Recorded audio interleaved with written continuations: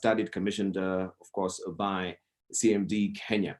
So I want to introduce our panelists today. We just had an introductory sort of welcoming when we began, but now this is formally just to introduce them to you as well. We do have Honorable Chris Mark from Laikipia County Assembly. He's also the organizing secretary of Kenya Young Members of the County Assembly.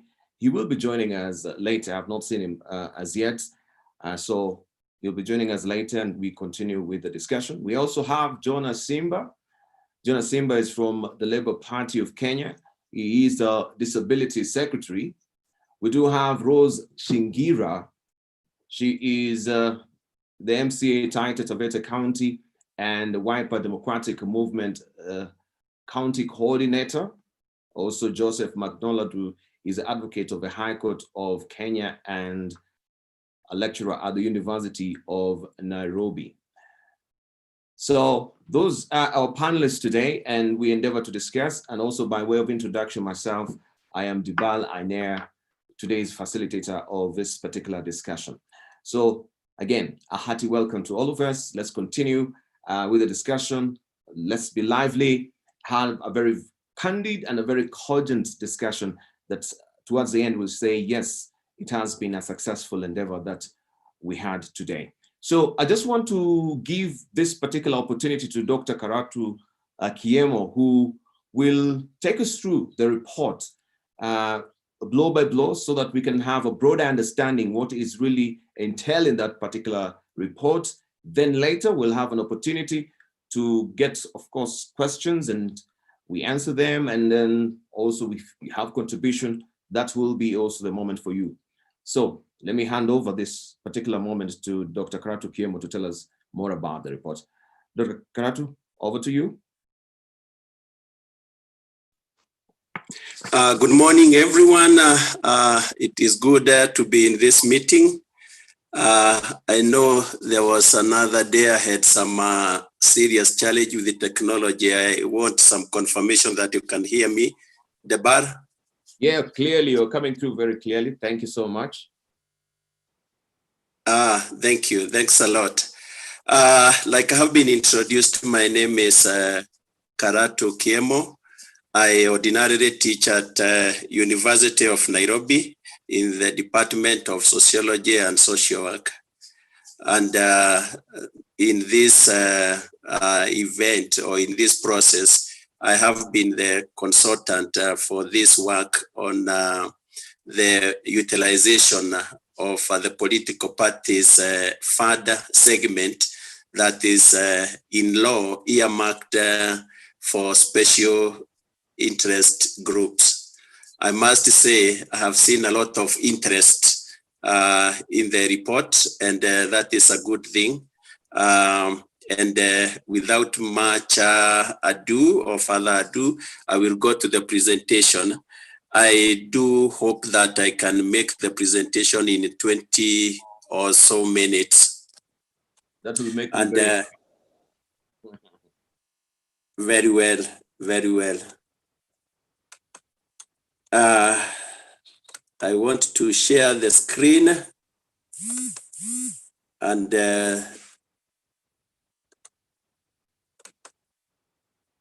there comes the report. Like I said, and it has been said, the report is on political parties' utilization of the political parties' fund to promote political participation of marginalized and minority groups in Kenya. I have said I would try to be faster or quick in the presentation. And the outline basically is an introduction, then the methodology. And the methodology here is key because many times when we have research and it doesn't go the way we wanted, we begin to try to puncture holes in it So our methodology is very key. Then there is the results and the conclusion and the recommendations. As a way of introduction, we say that the study is hinged on two pieces of registration, and that is in addition to the Kenyan Constitution that gives room for equal equality or to push for equity within the country or within various population groups. And the first piece of registration that is key in this study was the Political Parties Act of 2011 that does three things. One, establishes the Political Parties Fund, which henceforth we'll be referring to as PPF, and that is in section 23. Then in section 25, establishes the criteria for funding of the political parties. And then number 3, it also provides for the funding of the special interest groups in section 25. And then the law has several key provisions that we need to reflect on. First is that PPF, that is the whole fund, is set at a minimum of 0.3% of all the monies collected by National Treasury in a year. Secondly, 80% of PPF is to be proportionately distributed to political parties that qualify based on the total number of votes secured in the preceding general election, which means in the current election cycle, we are talking about those parties that qualified from the 2017 general election. Number 3, 15% of the total PPF fund is set aside to cater for the interest of special interest groups. And this is allocated again proportionately based on the number of candidates of the party from the special interest groups. And thirdly, and fourthly, 5% of the whole PPF fund is retained at ORPP for administration purposes. There are other conditions for funding. I will skip that quickly, except the last two, that one of the criteria set in law for funding is that a political party should have representation of special interest groups in the party's governing body. And I think that is key. We can always reflect at our parties that receive the fund and ask whether they have that. Secondly, the last bullet there, a political party, for a political party to be funded, it must have at least 1/3 of registered office bearers being of either gender. The second piece of registration that is important is the Public Audit Act, which came into effect in 2015. And this law is mainly concerned with guiding the Office of the Auditor General. And the Office of Registrar of Political Parties, when they have adopted this law, they have stated that, or they have required that the political parties receiving PPF must develop work plans and budgets for special interest groups for them to receive funding. This is the basis of funding. The rationale of the study, I think there are many reasons why the study is necessary. One of which is for CMD Kenya programming. And as we know, CMD Kenya is constituted by the membership of political parties in Kenya. Their mandate is to promote democratic governance within the parties, but ultimately within the whole country. And they have a project dubbed Broadening participation in democratic governance, whose aim is to strengthen the role of political parties in advancing accountable and transparent governance in a participatory and inclusive manner. So this project lies within, or the study lies within this project. But we also know that since the law came into effect in 2011, there has not been any study to see how PPF is being utilized. And for that reason, this study constitutes an important baseline to see what political parties are doing with public money. And that also relates to number two, that for there is public interest in knowing how the fund is utilized, say from the perspective of Office of Registrar of Political Parties, as well as from the Office of Auditor General, because they have oversight mandate over political parties in Kenya. And number three, we also know that the issues about 0.3% has not been settled. Excuse me.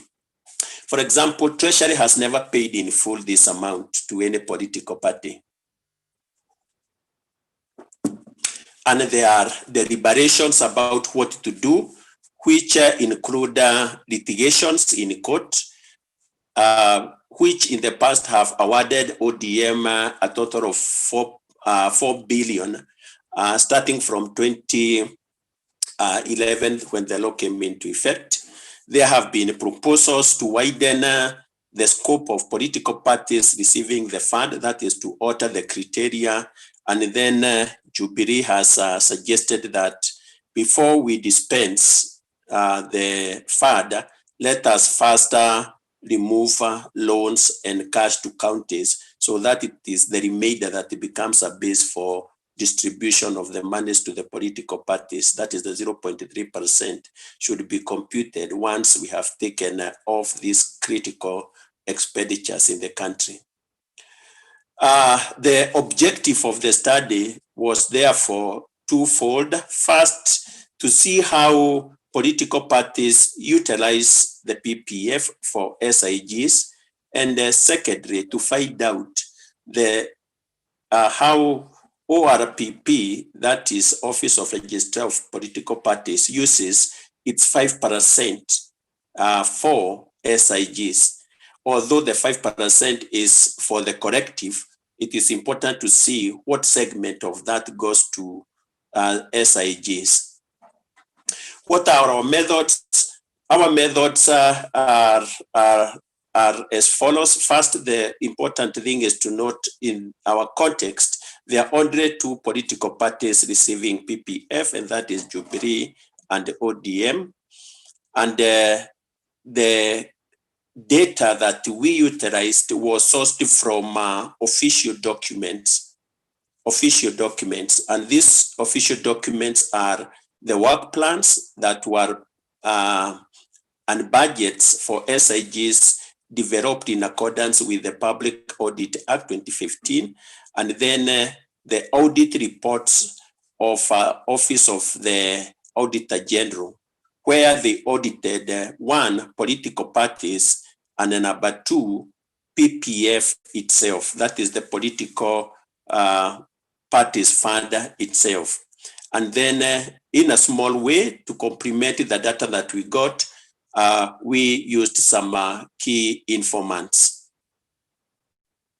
So these are the results, and the results show, when we looked at the results, we started with the work plans. And our rationale for looking at the work plans is this. It is these work plans that make ORPP release the money to the political parties. Hence, our question was, is it clear from the work plans that the money was to be directed to the SIGs? So we started by looking at the definition of SIG programs. That is what the parties call the SIG programs. And in Jubilee, there were 3 programs in the listed, and these were youth and women league activities, outreach groups for SIGs in 47 counties, and then the next generation leaders. And our question is, when you look at this, do they inspire confidence in you that they are talking about SIGs? In ODM, there were several listed programs or activities. It is difficult to call them programs, but they are mainly like activities or functions.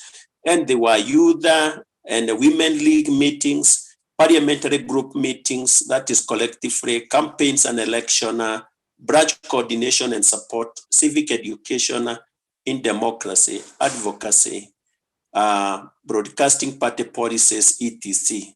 And it is critical to look at the last three there, like administrative cost, relocation, and establishment. So we say, although these things could relate to SIGs in one way or the other, there is no clarity. There is a lot of ambiguity, whether these are really talking about or they are talking to the interest of SIGs. So critical observations are: one, there is compounding of youth and women as one category, and that is in both parties. Number two, people living with disability are missing in both parties as an item. And more importantly, the third bullet there is lack of face validity and content validity in naming the programs.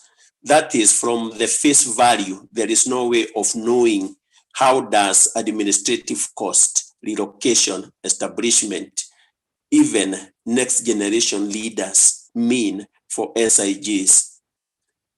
There is a lot of ambiguity. We even don't know what the outreach groups in 47 counties mean. Then we look at the budget plans. That is the money the political parties said they will be allocating to the SIG programs. And in Jubilee, the budgeted money were mainly for Youth and Women League, which took 38%. And this program called Outreach Groups for SIGs in 47 counties also took a huge chunk of that 6%. That is in the 3 years that we studied. That is from 2017, 18, and 2019/20 financial years.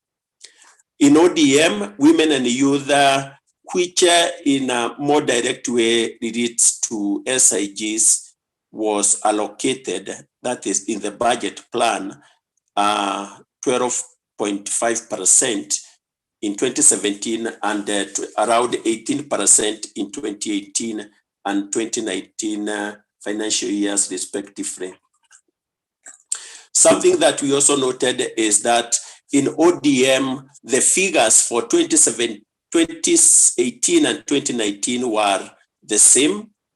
So they listed same activities and same amount of money, which showed there was either it is a duplication of what was there in the previous year. And remember, these parties are developing these work plans from 2017, when the 2015 Act we referred to began to be operationalized. Then we looked at the activities. What is the activities that the parties did? Because the activities will help us to see, was money really used for SIGs? And the only way we could know about these activities was to take the programs as listed, and then we ask key informants from the parties about unpackaging those programs. In Jubilee, we were not able to find any key respondent who could unpack the programs for us. In ODM, we got some key informants from the executive, but also from leaders of youth, women, and league and the PWD leagues. And they told us the main activities they held were meetings from with representatives from 47 counties, and the purpose of the meetings were to develop and review work plans. I wanted to say we didn't notice any particular activity other than the meetings. That the meetings are there, are called, they deliberate on the work plans, but in terms of any other action, it wasn't feasible. Then in a small way, there was training in leadership and also recruitment of new members as programs or activities that were undertaken in ODM party.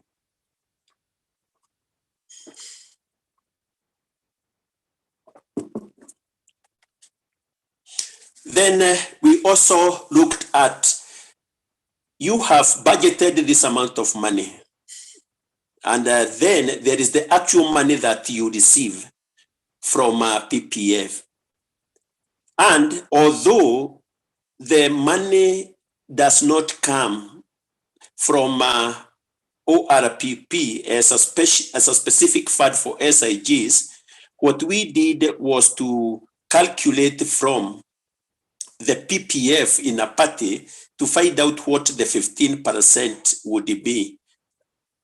Bearing in mind that the 15% is what is meant for SIGs, we wanted to ask this question. If this political party receives this money, is it a lot? Is it adequate? Is it, can it do a few programs? So in Jubilee, we note that for the years in the current election cycle, they have been receiving the money. They received 240 million Kenya shillings, of which the 15% is that 6.1%. And they had budgeted 168 and 96 million for the 2 years. What this tells us is that there is huge deficit between what actually comes to the party and what is budgeted. In ODM, it is the same story. Out of 112 million received, the 15% was equivalent to 17 million, about 17 million. And these also are huge deficits of above 70%. Then we are asking, is it possible for purposes of clarity and accuracy and transparency and accountability that you only develop programs for money received, not activity, then the money which has a lot of variation? Hence, it is possible for someone to say, I wasn't able to achieve what I promised you because I was underfunded. And that is a question of discussion. I think it is in a budgeting question. In ODM, we realized that out of the 17 million allocated for SIGs, and which key informants agreed that this money comes through to them, they said about 12 million goes to the Youth League. Hence, the remainder is to be shared among PWD. Now, if you think about this, like somebody put it very clearly, that if you have 10 oranges and you take 7, you give them to the youth, then women and people with disability, you leave them to share the remainder of 3 oranges. Then the question is this a justifiable bias? And it is because from the starting point, the work plans are not disaggregated. We don't have a disaggregation for the 3 categories of SIGs. Hence, the budgets and the activities, hence the budgets are not segregated, and it is difficult to say, is it fair? Because a party will try to justify, we give this to the youth because they are the majority, but is it fair to the other groups? Then a very important segment of the study is looking at the expenditure, that is the money the parties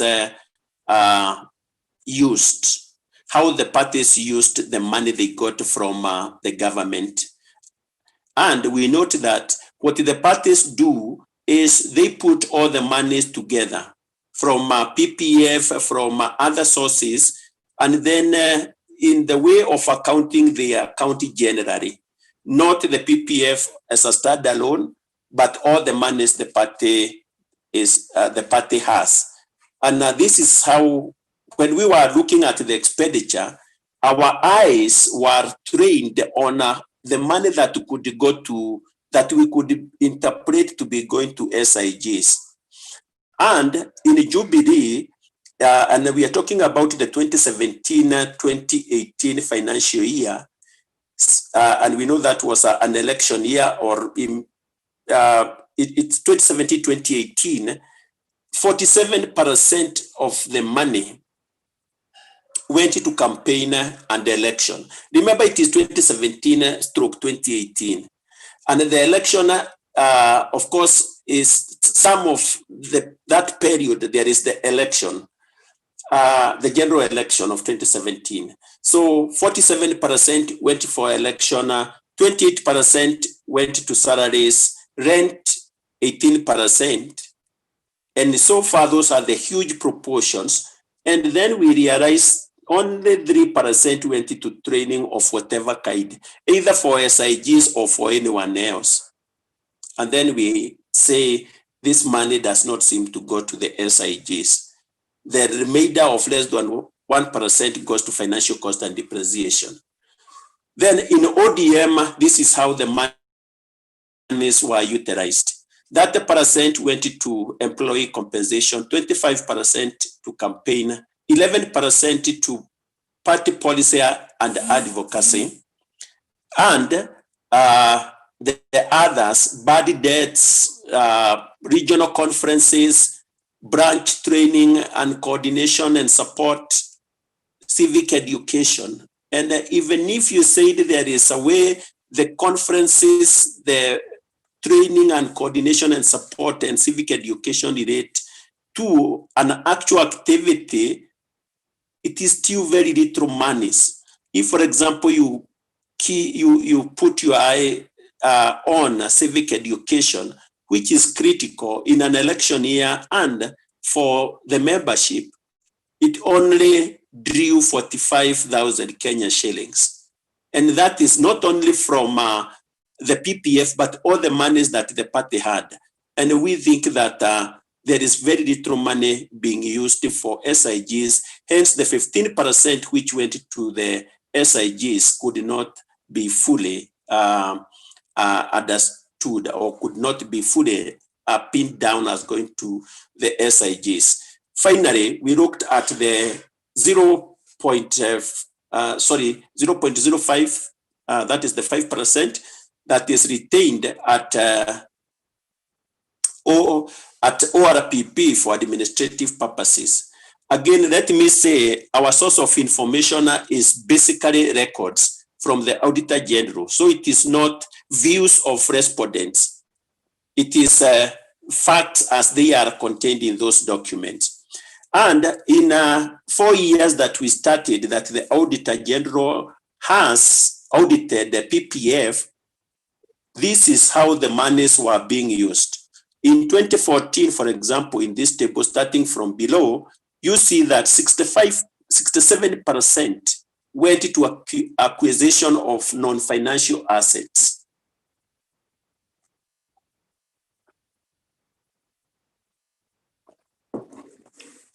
That is two-thirds going to assets. Yes, the money is meant for administrative purposes. Then you can ask, does this fairly, or is this justifiable if I give you money for administration of a fund? And of course, you are not funding ORPP because ORPP is funded differently from Treasury. This money is only meant for political parties. Then you use 67%. Would that be fair? And then when we look at what kind of expenses were these, they included computers, cabling, furniture, motor vehicle, etc. It is true they could be used for support of political parties' programs, and there's some evidence to that effect.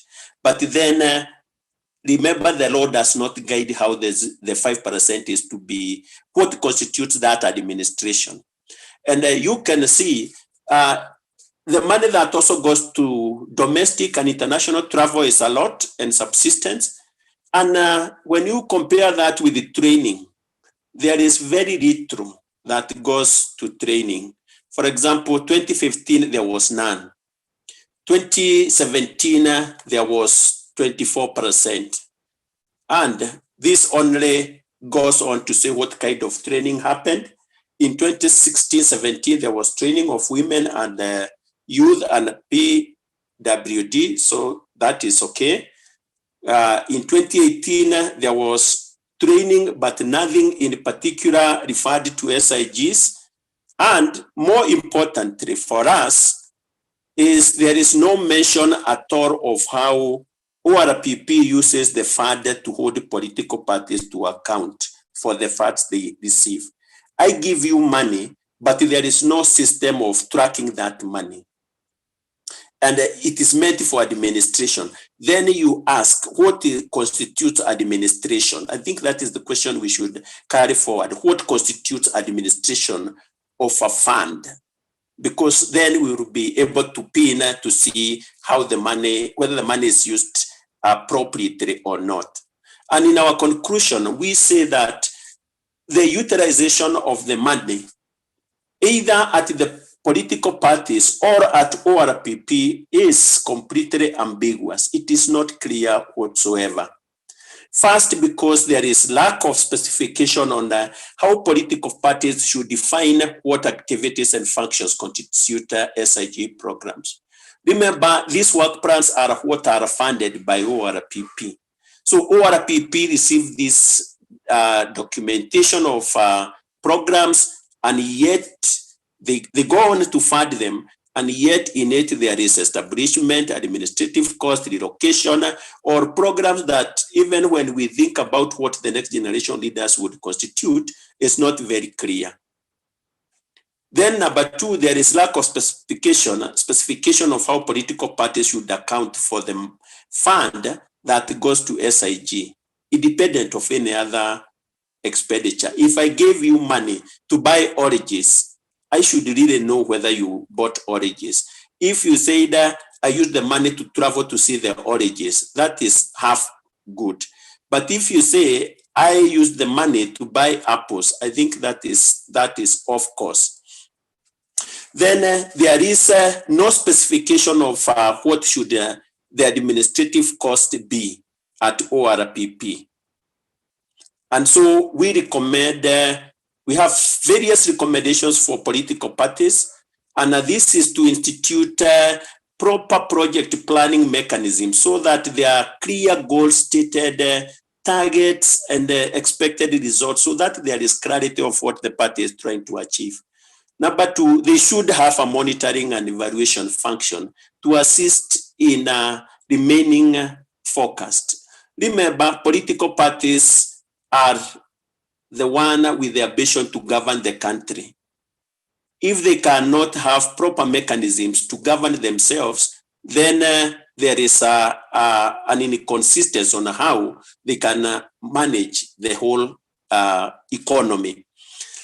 There should be fair distribution of SIG funded to different categories. Let it be stated, even if it is different proportion, can they be stated and be justified that the youth get this much, women get this much, PWD get this much, and that should be stated so that there is clarity. Otherwise, sometimes there is nothing for PWD or for women, given whatever the party will prioritize at that time.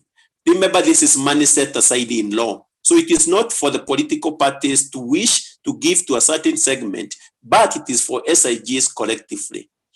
And then budgetary discipline is required and separate accounting for monies that are received from all sources, so that there is clear indication of how the PPF, public fund, is used. For CMD Kenya, we are saying, can you support the political parties to achieve the capacity they need?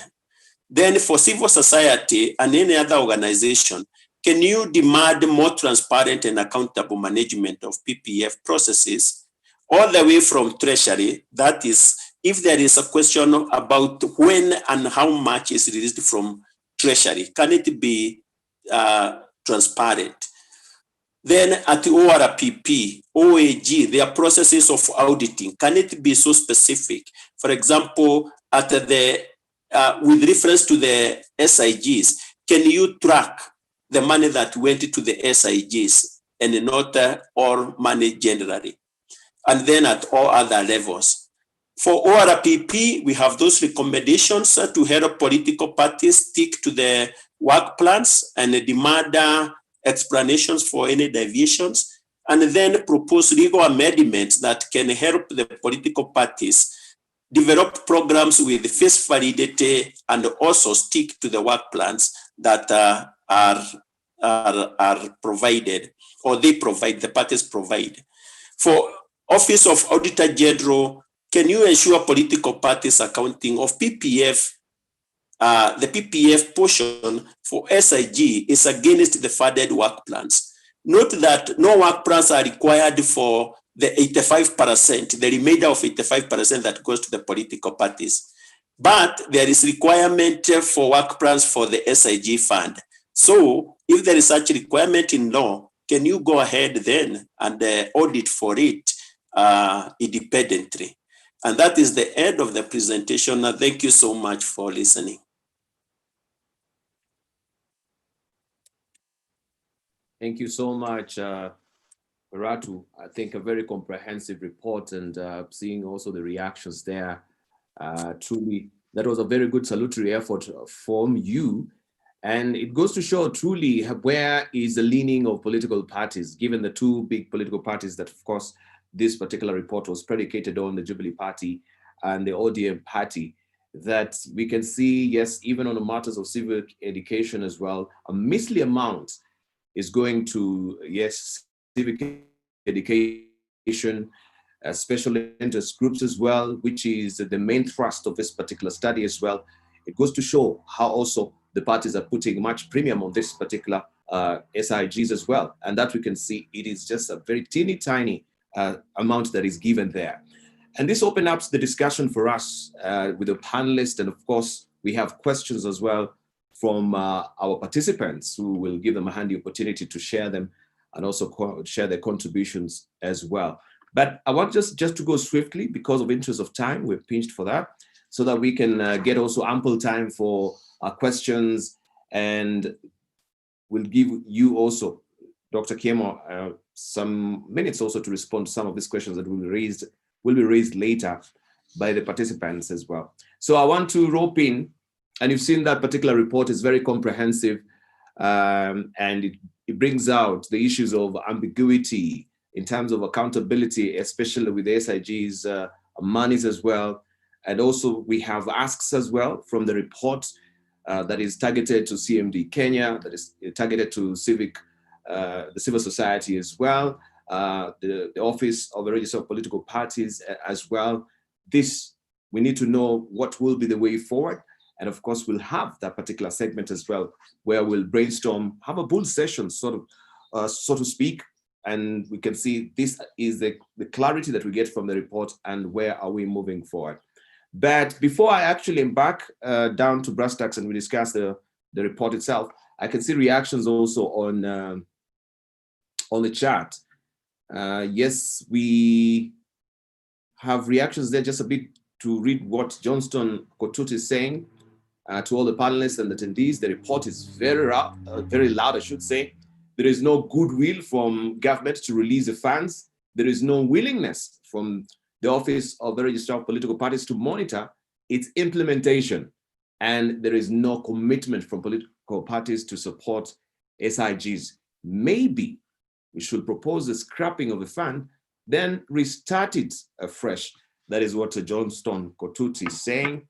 And then we have Abubakar Idi, I should say. He's saying, instead of political parties giving their budgets, the ORPP should give monies pinning vote heads on how much to be used. Then it will be easy to follow up on usage.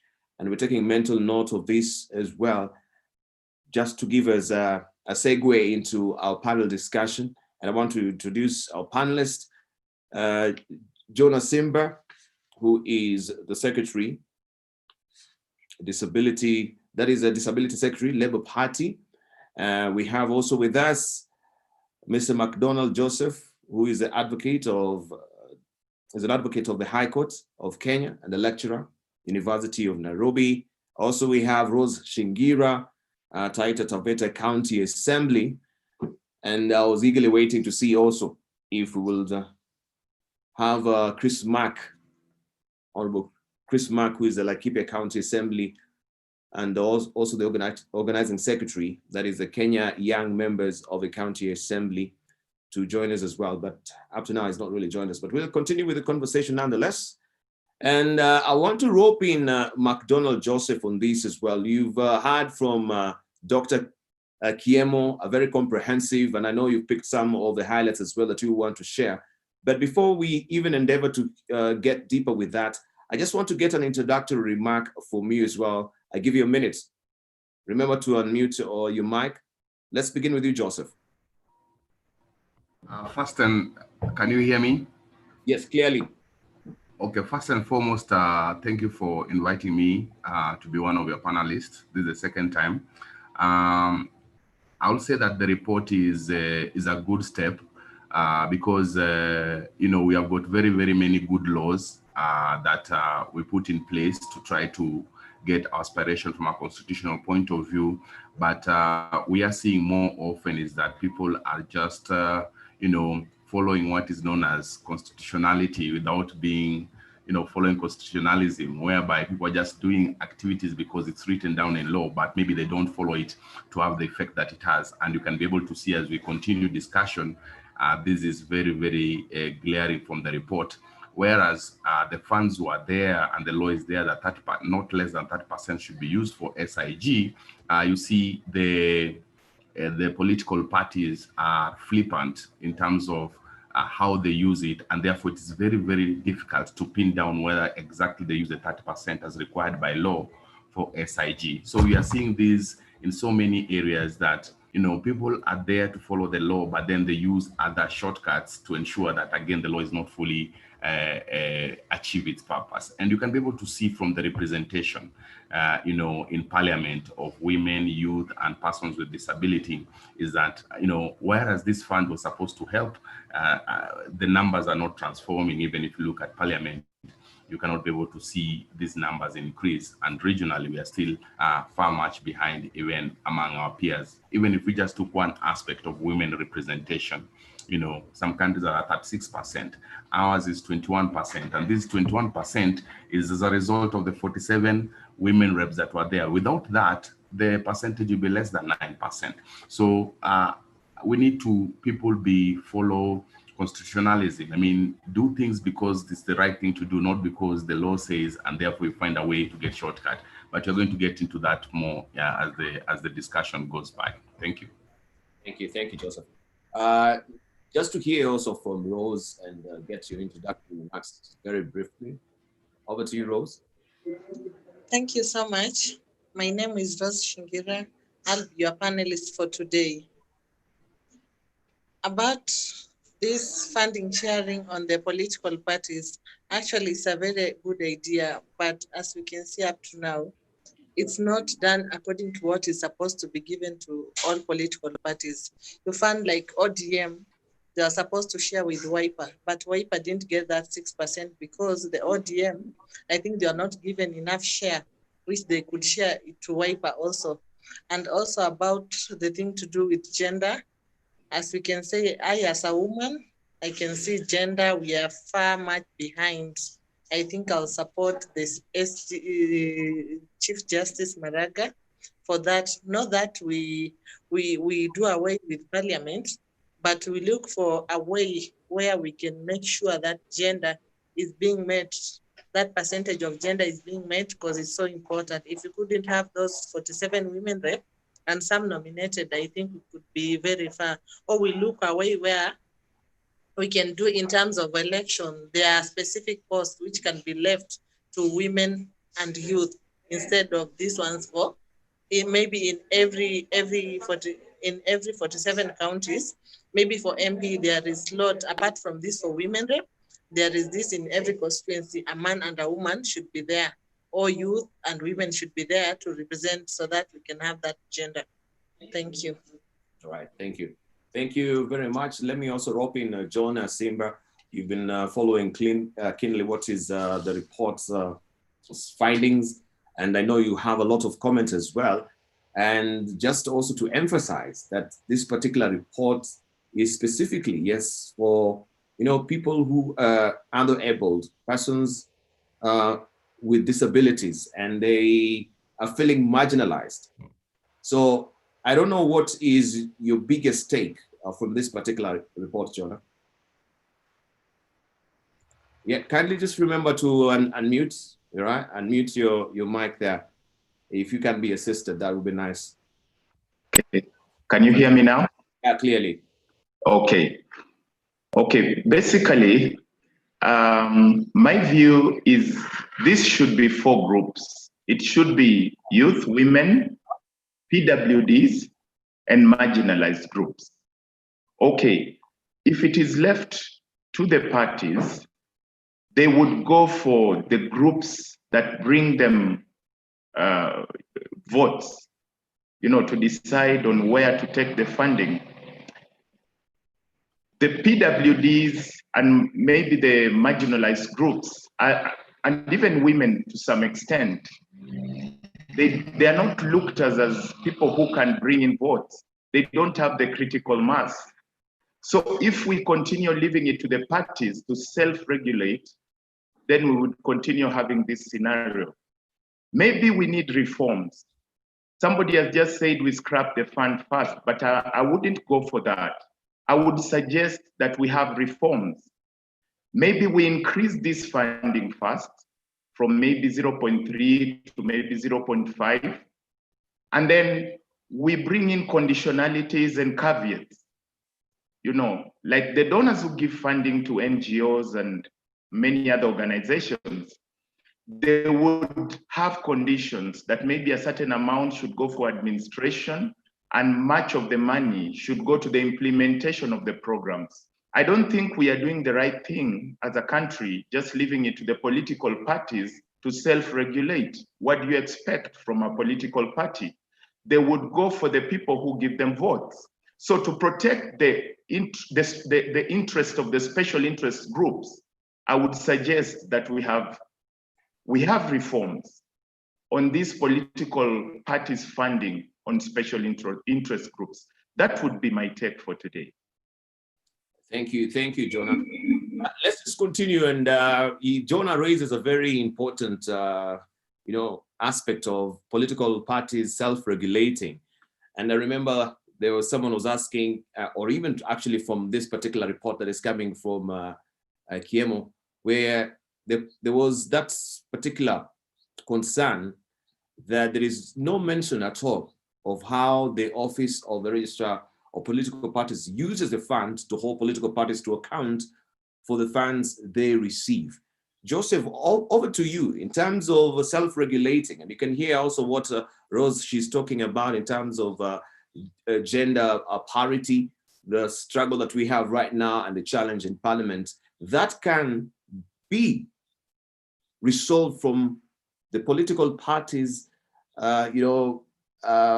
stage. If we have it right in the formation, if we have it right in equal distribution of, a post within the political parties themselves, then that will self-correct in the parliaments at the end of the day, and we wouldn't really have this particular challenge of dissolving, parliament as it is right now, because we don't have it right within the parties themselves. Then that is reflected in parliament. Over to you, Joseph. Okay, thank you very much. Let me just say that. I just put the button. Why can't I see you? I can't see your face. I remember earlier I could see you. Okay. It is off. Fantastic. Okay. What I can say is political parties themselves cannot regulate.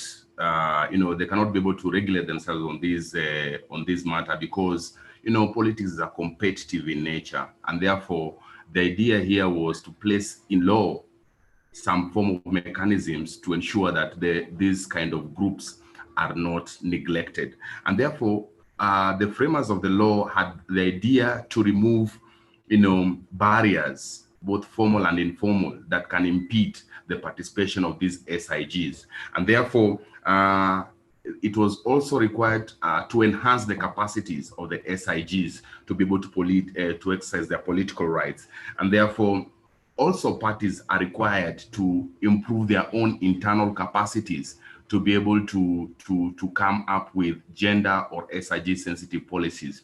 But I would say is that we must have, yes, self-regulation whereby the parties are putting internal capacities, but also on the other hand, we need the law to regulate this. You cannot leave it to themselves. So it's a mixture of both self-regulation and state regulation. But now I would say is that maybe at this particular point, it is the Office of the Register of Political Parties that is failing us. Because if you read the political parties funding regulations, 2016, under Section 4 and Section 5, you find that the Register of Political Parties has been given sweeping powers to ensure that the law has been implemented.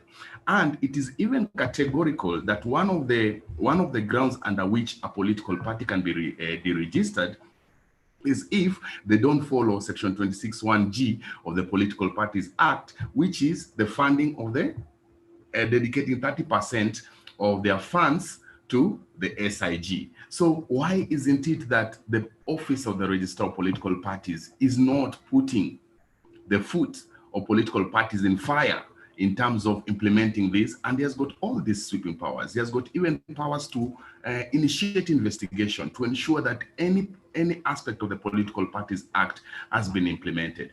And in fact, in terms of the registration of a political party, this is one of the areas that can lead for a political party to be deregistered. So I think we need, a lot of people have said in many contexts, is that Kenya is not deficient of laws, very, very good laws, but enforcement of these laws is what is the problem. And I think that for us to be able to achieve our aspirations so that we can have many people exercising their political parties' rights, the women, the persons with disability, the youth, we need the help of Office of the Register of Political Parties. Then I also want to say that this amount is also the criteria used to give these funds is very, very, very, very stringent.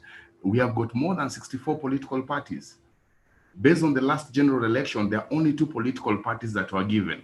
So you see, again, even if they were to follow the law and use the money correctly, it still leaves a lot of political parties with with youth, with persons with disability, unless you're telling us that only 2 parties people can join those 2 parties. Again, that will be a disservice. So we need also to loosen the criteria of giving, so that at least we should even be able to give emerging parties, the small parties, so that again, people are able to get a wider participation. Because now we have a situation whereby if I'm not in Jubilee or ODM, then I don't have a political say. So people are fighting into those 2 parties, and it is not enough. I think we should be able to ensure that more political parties also get the funding for us to have a fair share of youth, persons with disability, and women participating politically.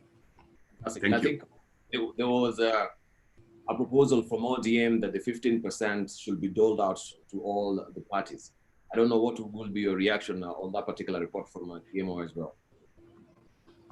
That will be a very a good start, in the sense that politics is very, very financially costly, and therefore a lot of the times when people are impeded to participate because of finances. But I'm not saying that people should be given money to campaign. There are so many things that the money can be used for, and I'm just thinking about even building capacity of the youth to be better fundraisers, to be better campaigners, and to be better leaders. The money can also be used to develop policies internally to ensure that the parties are more sensitive to policies and regulations that are. So it's not about just giving money people for campaign. They can be used for something that has got long-term impact in terms of awareness of participation. Participation is not only elective. You can also participate in the party democracies and, secretariat, and being there to sensitize other people. So that money can be used just to ensure that people are engaged and involved in the political process, not necessarily just to be elected to be a member of parliament or a county assembly and so on and so forth. We need to deconstruct that participation is not only election. Participation is your voice to be heard in whichever other format. So in the secretariat, in the debates, and so on and so forth. Thank you very much. Maybe I should also rope you in and ask you, Rose, because from the report we saw that we have the youth and women and persons with disabilities all compounded into one. They all roll into one. And there is that particular proposal that we should have all these groups disaggregated so that we know this particular funds is going to the youth, this particular funds is going to women, this particular fund is also stashed away for persons with disabilities, because even if we look at AGPO as well, it is the 30%, but it is all aggregated as, youth, women. Did you get my question? No. Yes, I was asking in regard to persons with disabilities, youth and women. We find this particular fund, it is just, a wholesome amount for that particular group as a unit. And there was a proposal that this should be uncoupled. This should be disaggregated so that we know this particular amount is going to the youth, this particular amount is given to the persons with disabilities, and this particular amount is going to women. What is your proposal on that? If you follow the report, Kinley. My proposal, I think the government had guidelines, especially to do things with, apart from this political parties fund, yes.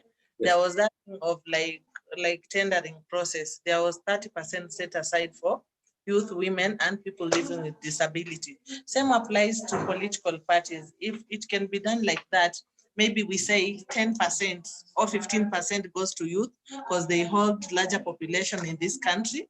Then 10% goes to women, then 5% goes to people living with disability.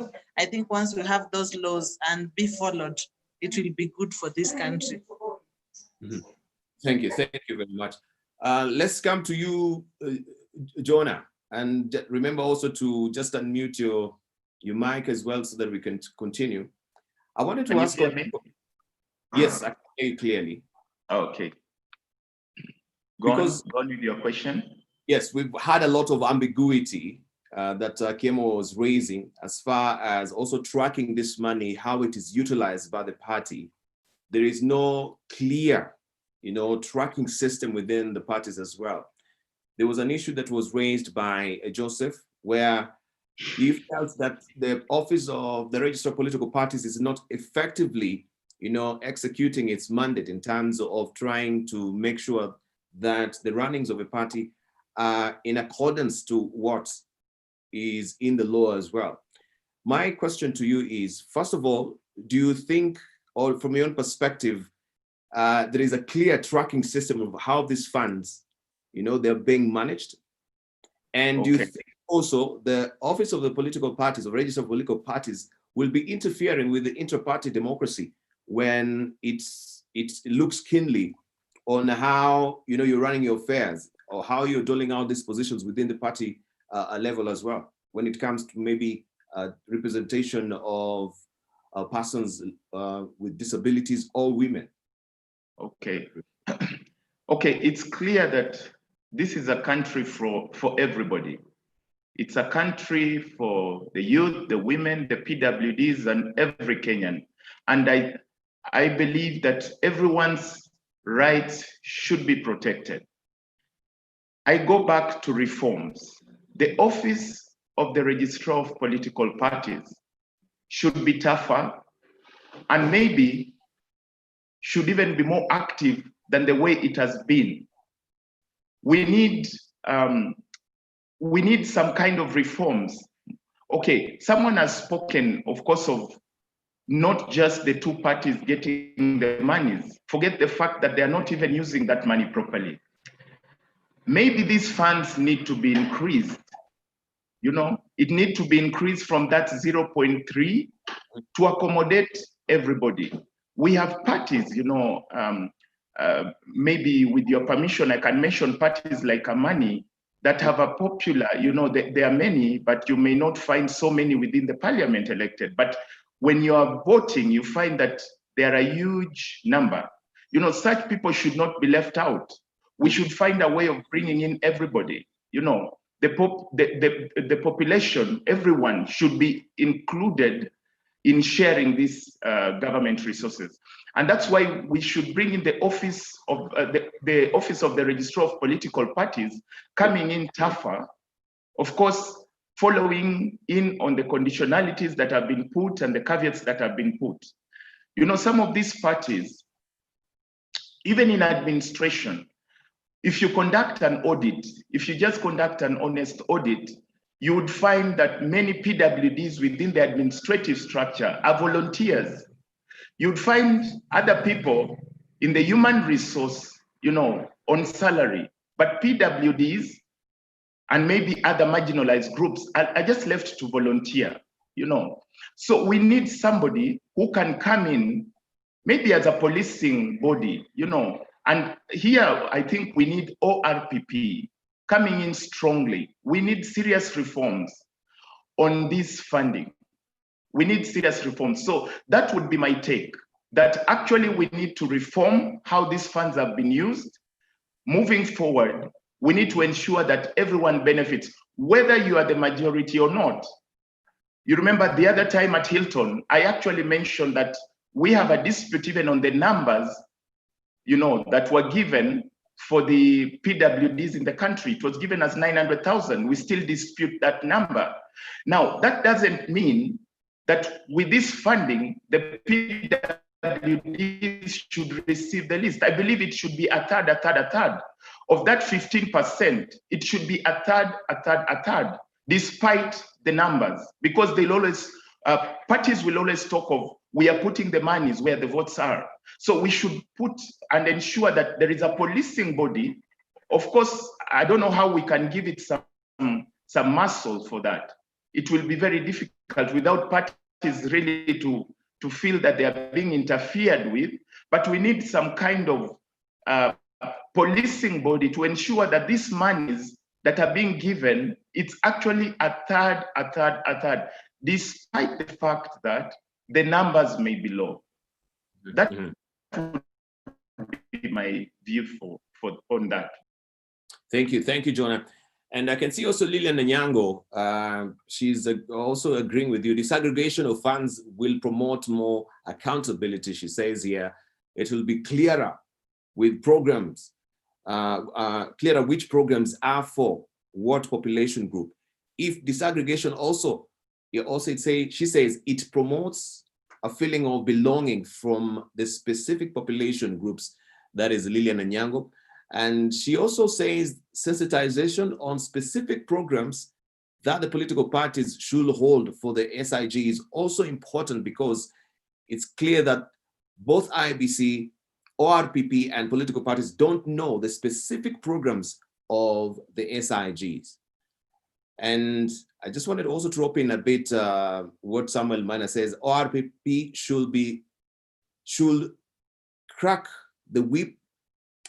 And that should be, he says, ORPP should be more, or it should crack the whip more, it should read and enforce the use of monies as well. Maybe we can pick the brains of Joseph on this disaggregation that we're talking about.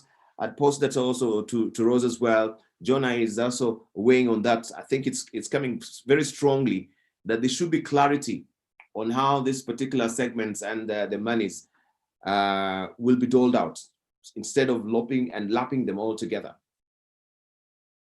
Joseph?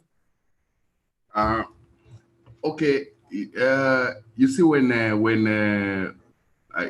you do a lot of differentiations, there are also lines that cut across, because you can be a PWB, a PWD, and you're also a woman. You can be a PWD and you're also youth, and so on and so forth. So we should not be able, I think, and also remember, we are trying to, politics is about rights. And people have got rights under Article 38 to choose whoever that they want. So it's just a balance of of all these interests. So yes, we can be able to segregate further and further, but that should not be the idea. The idea is, yes, we recognize that there are some people within our society, under Article 27.8, we can be able to see that we need to do some affirmative action at all levels to rope everybody so that they can be able to participate. Having said that, the best way to do that is to try and come up with solutions that either first to assess, like this study here done by CMD is to assess, then we can be able to reform, because these kind of researches help us to reform, and therefore, last but not least, to be able to transform. And the idea is to remove all kind of barriers, you know, that can be able to impede these special groups, the SIGs, from participating. What we need to do is now to identify activities, you know, so that those activities can maybe written now in law, so that we don't have, you know, administrative course, or somebody just doing a small workshop at Kasarani and say that was a youth league. We need to come up with what are the activities that a political party can say that we did a concerted effort to try to rope in the SIGs. And I believe that suggestion by Lillian Anyango is very, very good, so that we have got clarity in terms of how this money is going to be used. What are the activities that can be able to say that these are the activities that support SIG, even if it's for the special groups, be it the PWDs, women, or the youth? What are the activities that can we be able to say support? And here, when I say support, is they remove. They make this person a better leader, they make this person a better campaigner, make this person a better fundraiser, or they just help these people to participate more and more into the political process. And that will be good, because now we'll have a yardstick under which the ORPP can be able to use which activities did you do, did they meet the criteria or not. So I support what Lillian Anyanga is saying, and that is okay. Yes, we can go a little bit further and say that these different groups have got different challenges. For example, you cannot compare the challenges of youth with PWD, because the PWD maybe has got other special challenges apart from the youth who is not a PWD. And therefore, maybe based on that, we can also say that a certain percentage goes to PWDs, a certain percentage goes to youth. But I don't think that will be, it will just create more segregation. I think we just need to embrace that we have got SIGs who needs to be supported, and parties should be able to put programs that truly addresses these issues. Yeah, thank you. Thank you. Because I'm inclined to wonder, why then do we stash away very dismal amount? If you had from the report there, amount dedicated to civic education, 0.03% from ODM. I know it's not your party, yeah, but 45,000 for civic education, surely that is just maybe an amount for printing the pamphlets. Then how do you educate the public with that particular amount? This goes to show that truly we're not giving much premium to civic education, as it were. From your perspective as a party, Wiper Party, what are you doing? And the revelations of this particular wanting, dismal amount that is dedicated to civic education, what will be your reaction?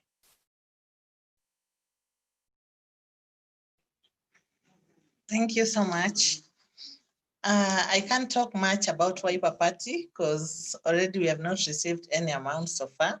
But if we had received Rose, let me butt in. But are you talking about receiving amount of money for you to continue with civic education? Is it solely dependent maybe from the office of or RPP? And since this money is going to ODM and Jubilee, then it means then there's no civic education coming from Wiper Party. True. Anyway, my take is that maybe it's for the government and other stakeholders' interest in political parties' funds. Maybe they can revisit funding qualifications, criteria to political parties to allow funding of more political parties and possibly those with specialty and special population groups, environments, and among others. Also, in terms of ORPP, ensure that political parties define programs for SIGs, have face and content validity, ensure that political parties stick to the funding funded work plan and demand explanation for deviation. Also, propose legal provision to ensure that political parties account for SGI fund based on funded work plan. Propose legal provision to ensure that PPF administration ensure expenses for SGI is defined in the short term, ensure that the administration expenses related to SGI visible and justification. That one, I think we could do better. Thank you. Thank you. Yeah, though you've played a very good footworks there in terms of trying to answer my civic education, but nonetheless, very well. There's a question here for Dr. Kiemo. I suppose you're still there, Dr. Karatu, and this. Sure I am. It is from Joshua Lodge, and he's asking, I would like to know if there is a possibility of developing a template for the programs to be funded so that all the SIG categories are equitably taken care of.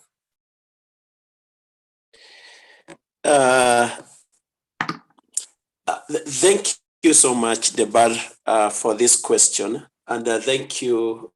Is it Oluch or Aluch? Aluch.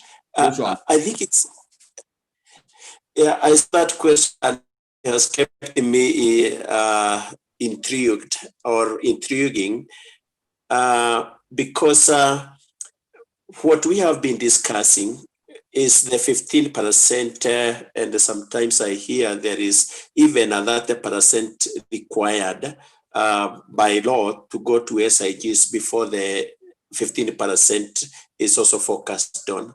So that will come to 45%. There is, if we focus on the 15% that we have been analyzing, because we didn't analyze the 45 because that is not anywhere. It is not in the work plans and the budget, so we can only talk about the 15%. And I hear people or participants echo the need for some quota, determination of some quota. For example, I have heard somebody say, can we go a third in each of these programs? And there is some rationale for that. But I also take something that Joseph McDonald is continuously hinting on, and I think also John Asiba seems to hint on the same, and this goes to CDM, to CMD. The need for innovation, because it is one thing to say these are the proportions, but we don't know within those proportions what the party is going to do. If, for example, we have the proportion, a third set aside for PWD, and I like those who are correcting me that we should not be talking about PWD. I think that was an error, and we admit. What kind of innovation can we bring into the debate and to the discourse? That the sharing is not just about proportion, but very clear programs. For example, can CMD right now, and I think it will call another study to define what kind of activities can uplift or empower PWD. That will mean talking to people with disability, find their needs, that is a need assessment study, and then say these are priority number 1, number 2, number 3 for PWD. Then request ORPP to demand that the work plans must fit or must touch on this particular program because it is known to go on to support the PWD. Likewise, if you go to the youth or to women, let it not be so generic. I think that is what Olwich is referring to. Let us not be so generic, but when he says, can you develop a template? Then that seems to be a criteria set for programming that we know, yes, even if it is that percent, the kind of activities are already set. If it is training, of course, it is very generic. Training for what? It might be like what Joseph says, the other capacities needed. Training for fundraising. Women need it, youth need it, PWD need it and any minority group need it. So I think that is how I would answer that there is more thinking that is needed for some innovation that will not just be talking about proportions, but details of those programs. Thank you very much. Details of those programs, and I can see also the issue of sensitization. Thank you very much, Karatu Kiemo there. Issue of sensitization is also coming to the fore, especially when Lynette Anyango says sensitization on specific programs that the political parties should hold for the SIG is also important because it's clear that both IBC, ORPP, and political parties don't know the specific programs of the SIGs. And it is good you're talking about we should be innovative, so we don't really rely fully on the funding.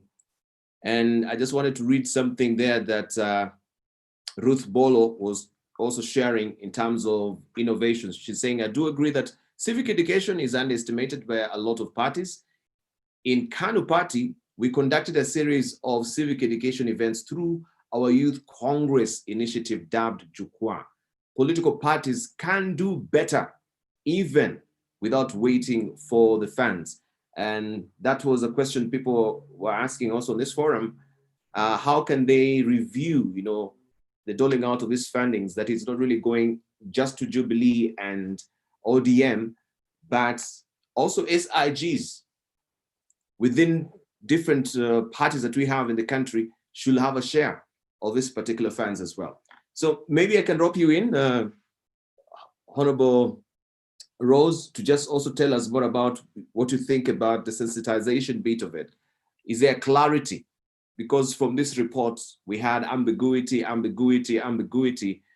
coming loudly from Dr. Karatu as well on so many occasions as well.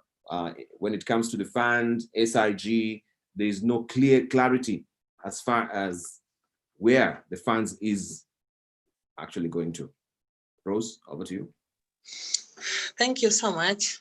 It's true, we need to have clear specifications where the funds are going and which group is targeted of these funds and that civic education.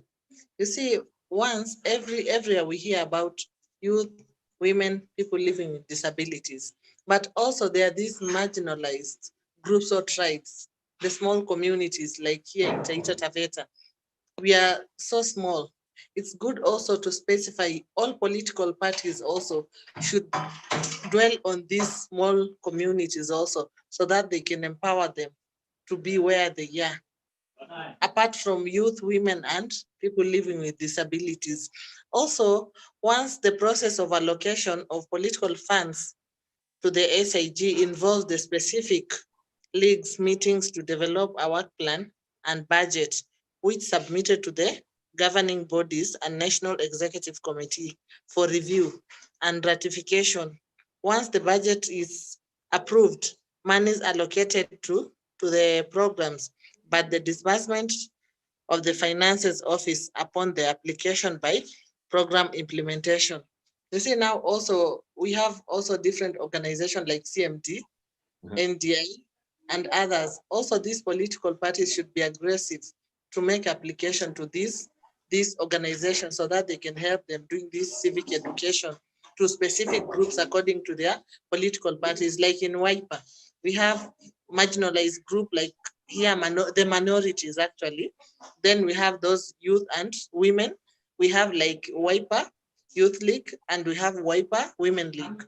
So you find the party at the moment, it concentrates on WIPA Youth League and Women League, WIPA Women Democratic League, and also these minority communities, so that they can be familiarizing with this type of political and also get enough space in their political arena.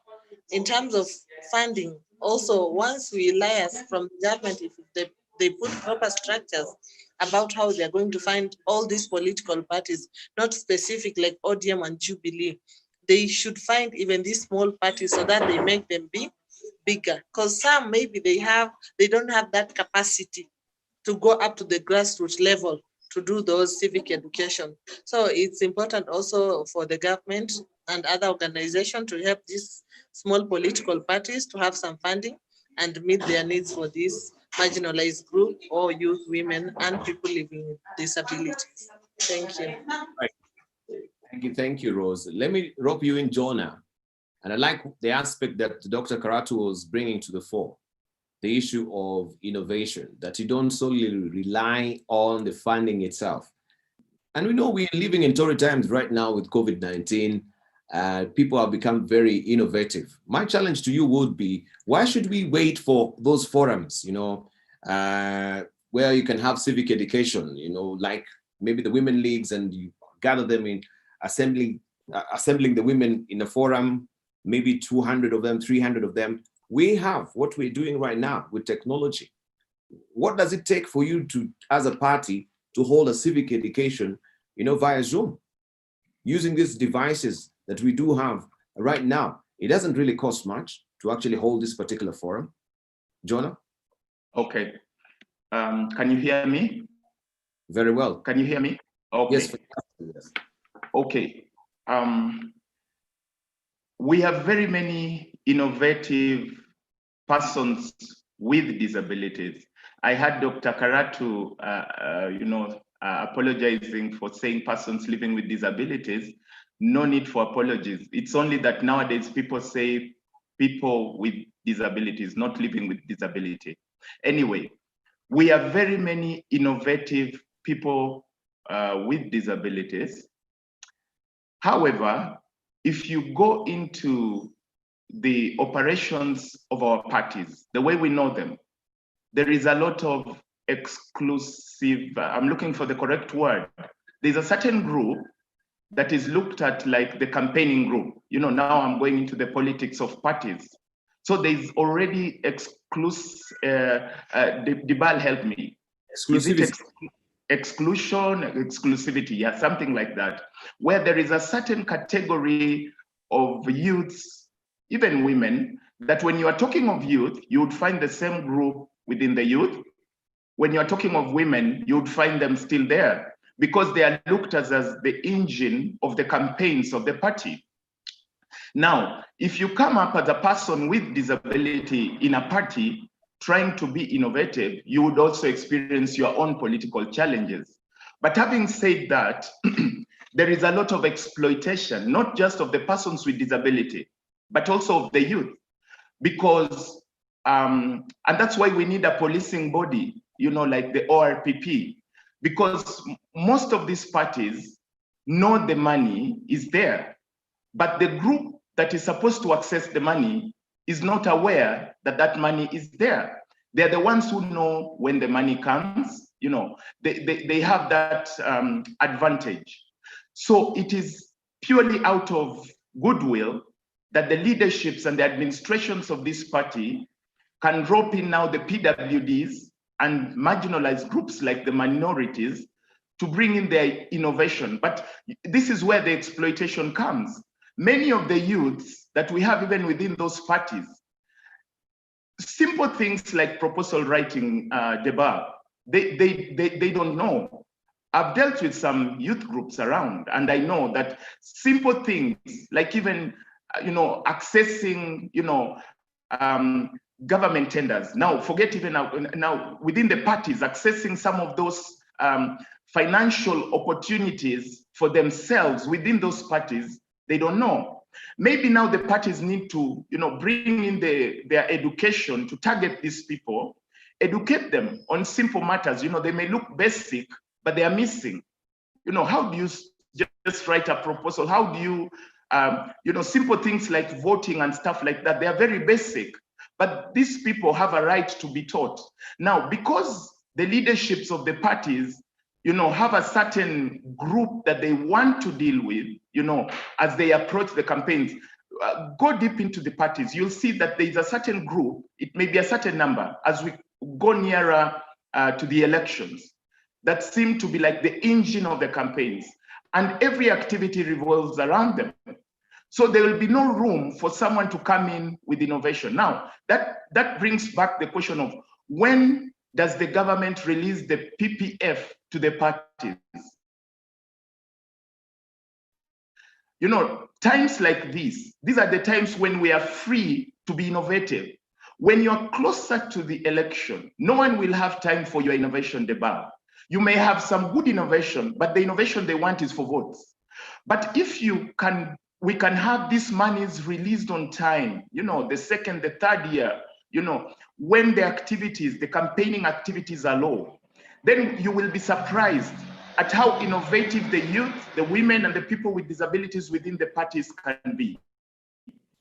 Now, because of that, the funding for the youth, the funding for the PWDs are seriously being exploited. Yeah, thank you. Thank you very much, John, there. I know so many of these issues that have been raised also has been pinpointed by Karatu from the report as well. And I want now to really focus on the way forward, because looking at the time, it's not really on our side, it's ticking away very fast from us, so that we can also have an opportunity to know, yes, this is a problem. Then what will be the solution? What are some of the recommendations that you're proposing? Some of the good ideas that we can hear today can actually be, documented and make us a move forward with them to try and see how they can be implemented effectively, to see, yes, we have good, robust political party system here in the country. We have Susan Mutuku, who's contributing and saying, in as much as there is a proposal to increase the funding from 0.3%, I can only agree with this if the way the funds are distributed and used is well defined. We can't increase the fund and still have only two parties enjoying a piece of the cake. If the fund cannot be slashed, then we can propose a sustainable funding model and formula. And I want to go back to Joseph, especially on the scrapping bit and expanding that particular funding from 0.3% as it is right now. There are suggestions here that if we are to increase that particular funding, then also that cannot just be distributed cannot just be doled out to two parties, but we can have a fair distribution to all parties as well. Your reaction, Joseph? First and foremost, we need to understand what was the mischief that was being cured by providing for political parties funding.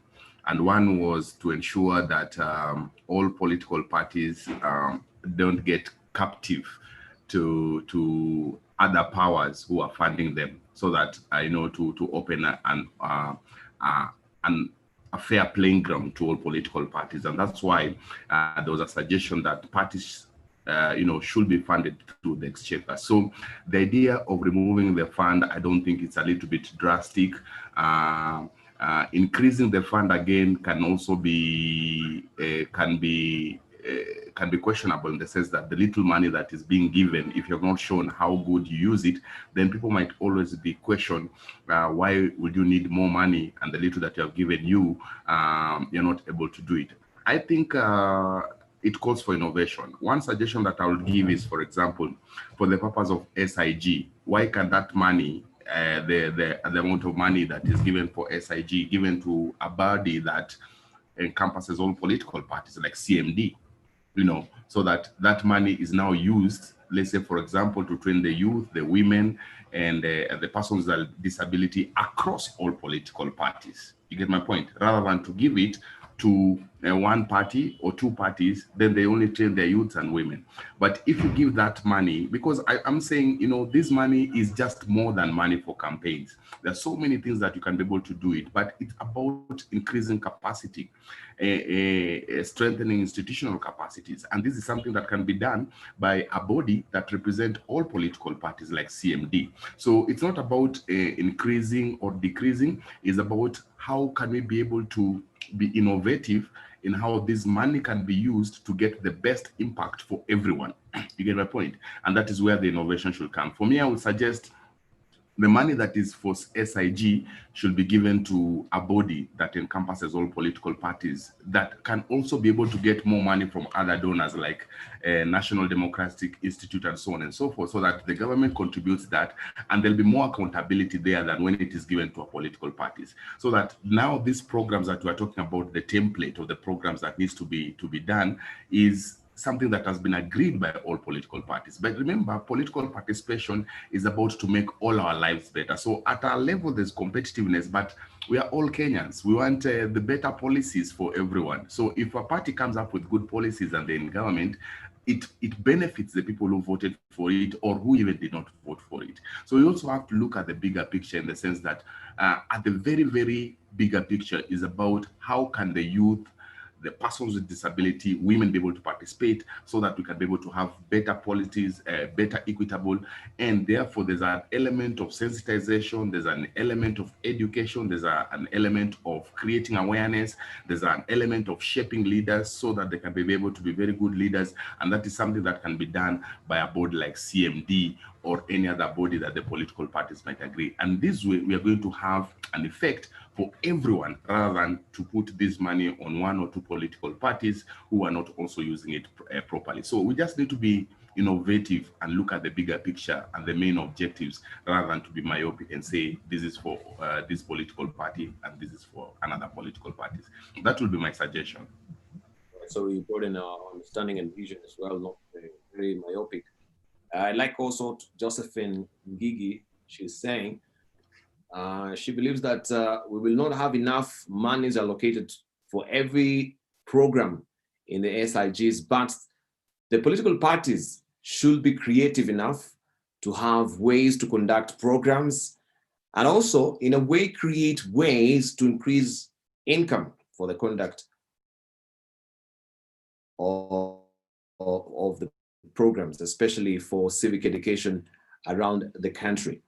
Nelson Wanyonyi, do all political parties require the fund? What are the requirements for a political party to secure the funds, he asks.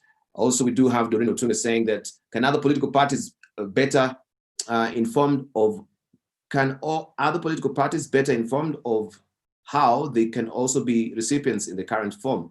What is required to qualify? Because they must just be ignorant. That is what she thinks. And Johnson Kotut, he says, it's unfortunate that most of us are getting this information from CMD for the first time, yet ORPP should have been continuously sensitizing us on the same. Maybe CMD should organize another forum and bring in representatives from Jubilee, ODM, ORPP to unmask the elephant in the room as well. That is Johnston Kotut. I want to go back to Rose, even as we are finalizing, maybe a recommendation, and Dr. Karutu as well, I know you're listening in, and this is where you gave enough of the recommendations as well, but also coming from the suggestions that you can hear today, where do they cognate, where do they have a nexus with your report as well? But Rose, moving on forward, especially on the gender parity issue as well, we need to begin from the parties so that we can create or have that particular prime solution that is needed in Parliament. If we have it right, as I mentioned before, within the party's structure, then that can automatically self-correct itself within Parliament. Rose? Please come back again. I've not heard properly. Okay, I'm just asking about the way forward, and especially where it comes to gender parity. Can political parties be the prime solution in curing gender parity that is reflected in Parliament? Yes, I think political parties are the ones to cure that gender parity, which is being experienced at the moment, because you find that if political parties put proper structures, that we have these people who are vying for these certain seats in certain areas, and they decide to give and to fund also women or youth for that, and also their time in terms of political parties giving certificates, they should consider more youth and women to be given the certificate, and also set slots of money, certain amount of money for campaignings for the youth and women and people with disabilities, so that we can get that threshold we are supposed to have in Parliament. Okay. And counties. Okay, thank you. Thank you very much. Let me just hear from Dr. Karatu. And you've had many suggestions from our participants, the questions they're asking, very pointed, very insightful on the way that we can, move and have robust political party system here in the country. Where do you feel there is a nexus? Where do you feel that does it really resonate with your report? Certainly, I think this is a very wonderful moment because I have had so many interesting thoughts that come into the report. I think the report has elicited good thoughts, and that is a positive thing. And the first question is, can this feedback get somewhere in the report? I think there is some wisdom in writing a review of that report so that we accommodate these new thoughts which were not there in the report. I think they should not be lost in a meeting like this, that after the meeting, then they are nowhere except in our minds. So I think there is need to document those as a review of that report. Number two, I think it is important to consider a few things that have come from the participants. First, let me speak about 0.3%, which someone has said to be another figure. And let us recognize that according to the International Institute for Democracy, is it an election alliance or something like that? Yeah. The 0.3% is the largest in Africa for political parties funding. And that is one that we know. Our 0.3 is the largest in Africa. Number two, Treasury has been unable, let us say they have been unable, not failed or refused to pay, because even in their refusal, there is an explanation to pay for that money. And like we computed, the money that could have gone to political parties in the current year would be some 4 billion going to political parties. If we took the 0.3% from the revenue collected, that translates to 4 billion Kenya shillings going to 2 political parties. Hence, there is some wisdom to listen to Treasury about the 0.3%. There is also wisdom to listen to the political parties, and why the fund came into being was to distance the funding from individuals' pockets for purposes of transparency and accountability. Then we also need to recognize this, that the fund is doing two things simultaneously.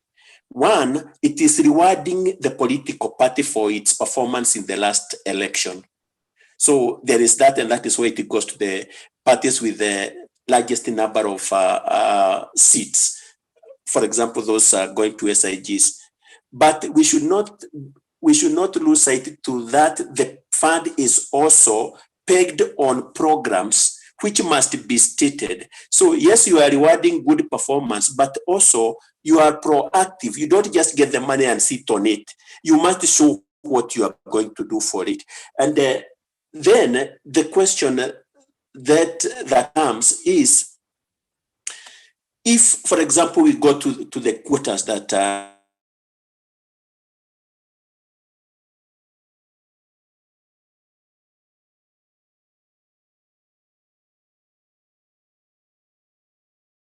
we have been talking about, even more than the youth or women programs. And my take is that it is a possibility, because PWD is not necessarily the individual, but they are also members of the society.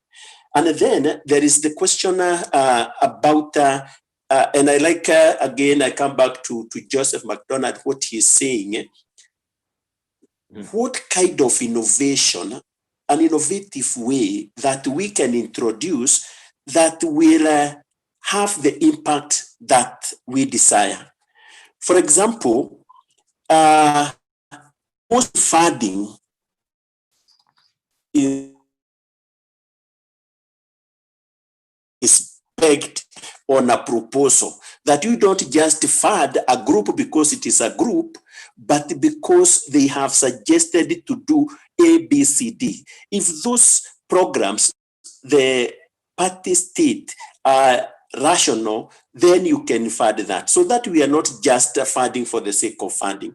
And I think that is a very strong point which came from Maluchi Joshua, and it is coming to help us to think about like when somebody says, can we ask ORPP and a CMD to get into a partnership whereby there is some money that goes to CMD, because CMD will promote the interest of the SIGs in any party, because the SIG in ODM is the same as the ICG in NAC Kenya or in any other party. They are Kenyans and they should benefit from the fund.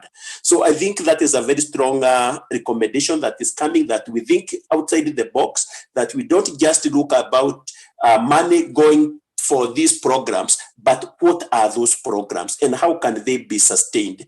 And in sustaining is one, review of the law, like many of you are saying, but also creating a structure, which could be the CMD or RPP partnership, because let us be honest with ourselves.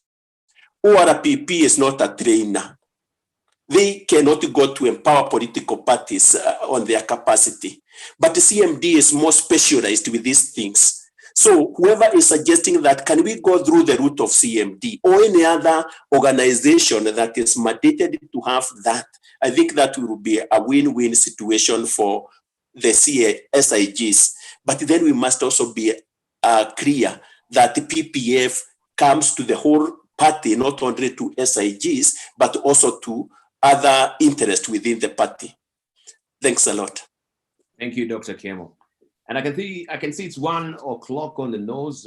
We are supposed to be winding up. I know we've had a very engaging discussion, but one thing that is not really clearly coming out is on the role of civic education in our discussion. Yes, there has been, the aspect and the need and the urgency to have civic education, properly instituted within our parties and doled out also for the public.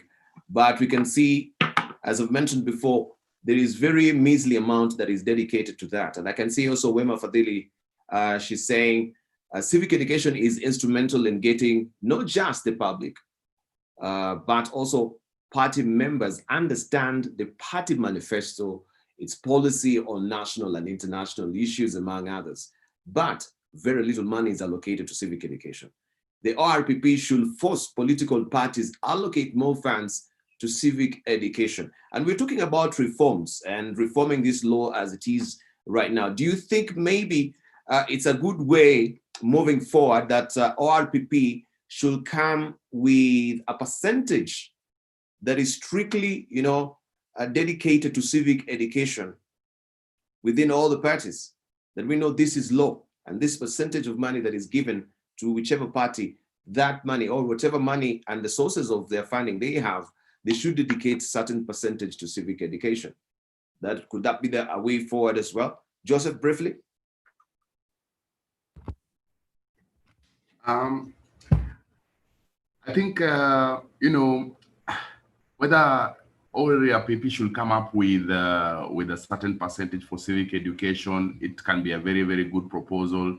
But, already, they should not be seen like micromanaging what political parties do. The law only says that they should be able to, to come up with programs that encourage participation of SIGs, and that can be done in so many ways. I think that the earlier proposal that I'd given would be more effective in the sense that, even political parties, do they have capacity to do those kind of trainings, and can they be able to do those trainings well? Because remember, they have to balance their resources between civic education, while at the same time, actively campaign, for votes and so on and so forth. So you might find that those competing needs are not compatible with each other. So I think civic education should be left to bodies that can be impartial and can be able to do something for the benefit of all Kenyans. And we have got so many, CSOs, and together with CMD, what we can do is OPP should be able to find and vet and be able to look at what kind of civic education is being offered by these people and harness that energy so that we're not duplicating. So if there is already people who are doing civic education, we enhance that, and political parties are left to the campaign. They'll not be effective to do that. Even if you give guidelines, even if you give law, they might not be able to do proper civic education. I think civic education should be left to other parties that are more competent to do that, like CMD or CSOs that can have a better, bigger picture than the needs of political parties. Thank you. Thank you, Joseph. Jonah, Simba, yes, your way forward. We've had a lot of recommendations here. We've had a lot of contributions as well and suggestions. I don't know what has really, primed your thoughts in terms of ideas. Okay. I would still insist on reforms, conditionalities and caveats put on that PPF funding. Especially, it should do the correct thing. The ORPP should be given more muscle for that, and that should be the way forward. Now, on civic education, there is a problem on accessible training. Mm-hmm. People with disabilities have not been able to access training fairly.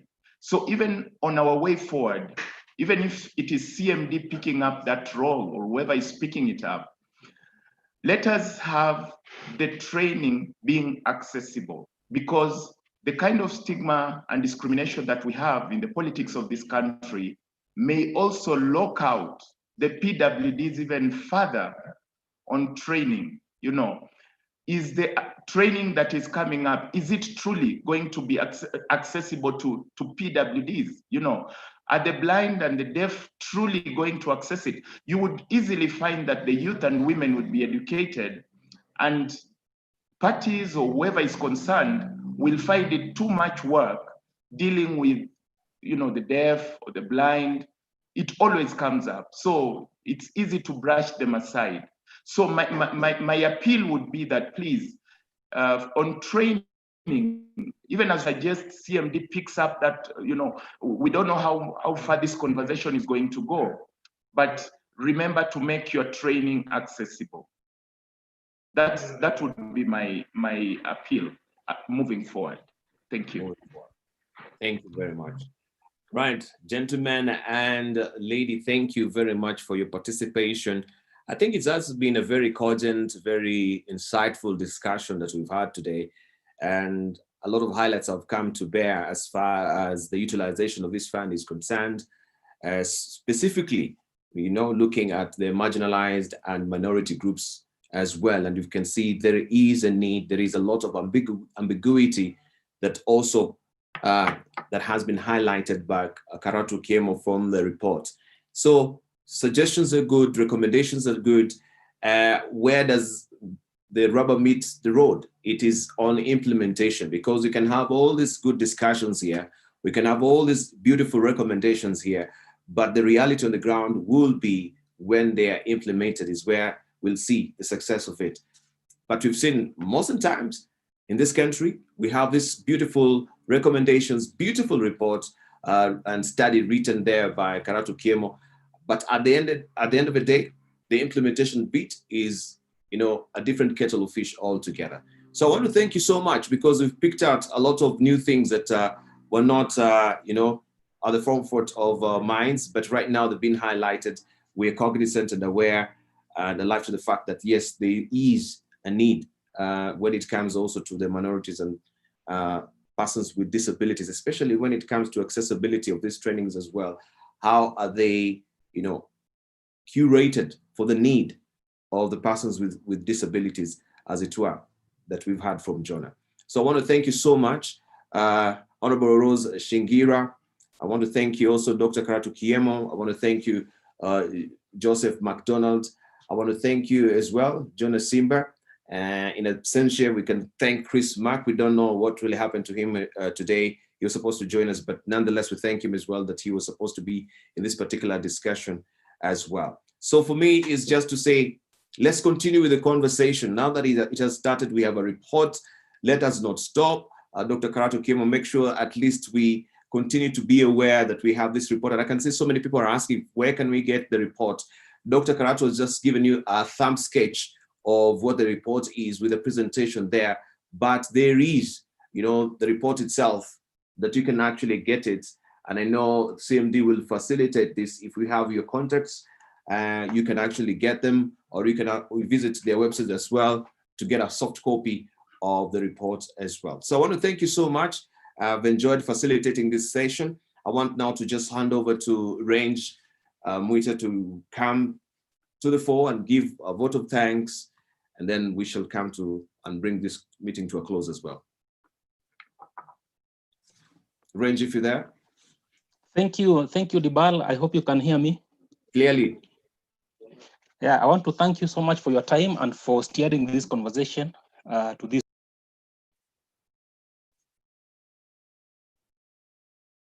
Range, if you can remember to unmute, please. I want to thank the panelists for being here, Jonas Simba, Mheshimiwa Rosa, Shingira, Dr. Kiemo, McDonald, and all the participants who have been here throughout the 2 hours. I want to assure you, Kenya, this is a conversation that we're interested in. We are going to carry forward. We have taken note of your comments, suggestions, and we're going to ensure that going forward, we can be able to provide platform for you to continue engaging and ensuring that we can make our political parties better institutions of governance, and especially when it comes to the issue of the SIGs. This is not the end. We will have these conversations going forward, and we hope that as you have shown the interest in taking part in this conversation, all of you will be there to ensure that we can make our country better, more democratic, more inclusive, and accountable to the people. So we want to thank you all on behalf of CMD Kenya. I wish you well, a good afternoon, and when we invite you next, we hope all of you will be there. Asanteni sana na Mungu awabariki. Thank you, Range. And Range, just to take note as well, we have Johnston Kotut who's saying, thank you, guys. Very informative. Next time, I would request to be part of the panelists. So that is Johnston Kotut. So Range, next time when we're having this particular forum, we have one panelist there, Johnston Kotut as well, who is volunteering and has elected graciously to, be part and participant of the discussions that we'll be having as well. So we want to thank you so much, all of you.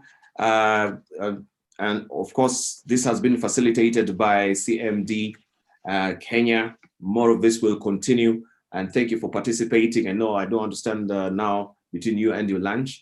We started a bit late, but yes, we're still back on time as well. So thank you so much, Rose. Thank you, Joseph, again. Karatu, thank you so much. Jonah, thank you so much. In absentia, Chris Mark, wherever you are, thank you so much. And on behalf of CMD, I want to thank you for being such a wonderful, participants, panelists. Thank you so much also for keeping time and being amazingly patient. You who is watching over the net as well, thank you. May God richly bless you and enjoy your lunch. My name is Dibala.